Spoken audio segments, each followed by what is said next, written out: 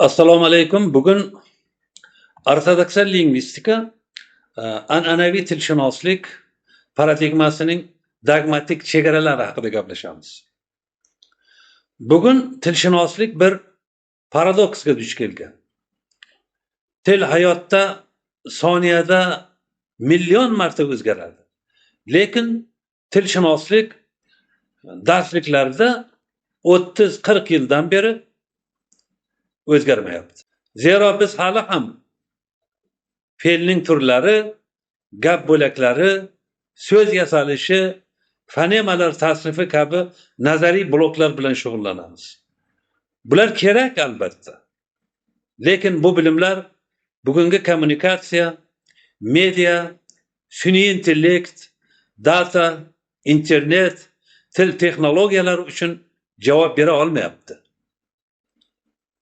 Savol tug'iladi.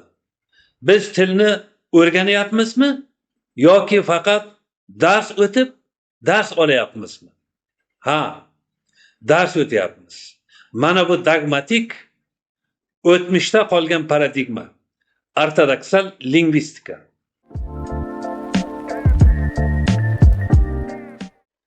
Ortodoksal lingvistika nima? Ortodoksal lingvistika o'zgarmas, muqaddaslashtirilgan an'ana nomi bilan tanqidga yopiq tilshunoslik modeli. Uning asosiy belgisi til qanday bo'lsa, qanday o'rganilgan, qanday xulosalar chiqarilgan bo'lsa, shunday bo'lib qolishi kerak degan qarash. Bu yondashuv 3 ta xatoga olib keladi. Tilni tirik organizm sifatida ko'rmaslik. Til o'zgaradi, kengayadi, qisqaradi yoki yangi qatlamlar paydo bo'ladi. Ortodoksal lingvistika bunga xato, buzilish, normadan chetga chiqish deb baho beradi. Ikkinchi, texnologiyadan qo'rqish. Tilning korpusda, kodda, sun'iy aql modelida ishlashi g'ayri tabiiy deb ko'riladi.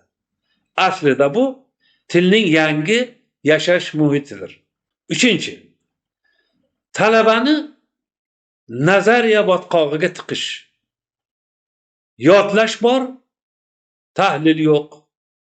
Fikr bor, algoritm yo'q. Dars bor, ammo hayotiy, amaliy natija yo'q.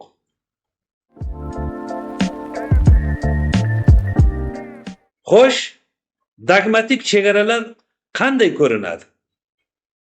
Birinchi, o'tmish paradigmasi. Biz hali ham 19-20 asr lingvistikasini o'qiymiz.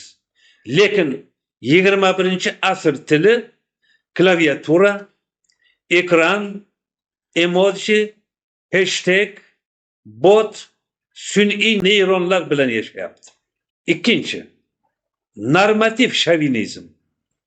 Bu to'g'ri, bu noto'g'ri. Lekin nega? Kim belgilaydi? Ortodoksal lingvistika real tilni o'rganmaydi, ideal tilni o'rgatadi. Uchinchi, terminologik dinozavrlar. Ko'plab fan atamalari o'tmishda qolgan. Nutq madaniyati aslida bu media etikasi, raqamli muloqot, tilning onlayn xulq atvoriga aylanib bo'lganlik. To'rtinchi, adabiy tilni muzlatib qo'yish. Tilni o'zgarmas adabiy model sifatida ko'ramiz. Lekin adabiy til ham muttasil o'zgaradi. Ayniqsa bugungi internet davrida.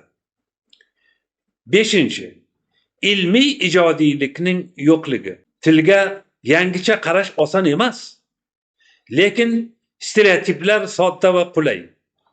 Shuning uchun doktorlik ishlari, ilmiy daraja uchun yoqlanayotgan dissertatsiyalar yangi fikr emas, eski fikrning ko'chirmalari sifatida qolib ketmoqda. Bu paradigma nima uchun ishlamaydi? Chunki til sun'iy intellekt bilan yashayapti. Chunki matn bugungi kunda data. Chunki mazmun algoritm orqali tahlil qilinadi. Chunki jamiyatning nutqi internetda shakllanadi. Chunki tilni me'yor emas, foydalanuvchi belgilaydi. Ortodoksal lingvistika ta'kidlaydi. Tilga to'g'ri yo'l ko'rsatamiz. Filologiya 5.0 deydi. Tilni ishlatayotgan jamiyatni tushunamiz. Zotan najot o'zgarishlarda.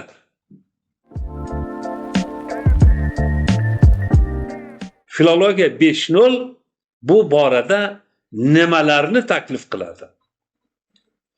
Birinchidan, til muzey eksponati emas. Til texnologik tirik organizm. Lingvistika qotib qolgan grammatika emas. U ma'no mexanizmini tahlil qiladi.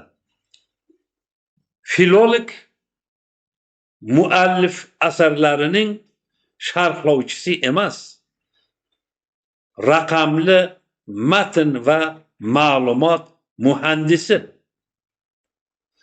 Biz dogmadan voz kechmasak, til o'lmaydi, lekin filologiya o'ladi. Biz dogmadan chiqadigan bo'lsak, filologiya tilni kelajakka olib boradigan raqamli tafakkur muhandisiga aylanadi. Filologiya 5.0 ning bu boradagi vazifalari: tilni algoritmlashtirish, adabiyotni data estetikaga o'tkazish, matnni korpusga aylantirish, milliy fikrni raqamli ongda saqlash. Shu yo'l bilan filologiya yana jamiyat markaziga qaytadi va faol sohaga aylanadi. Zotan ortodoksal filologiya o'tmish fani, filologiya 5.0 esa bugun va kelajakning fani. E'tiborlaringiz uchun rahmat.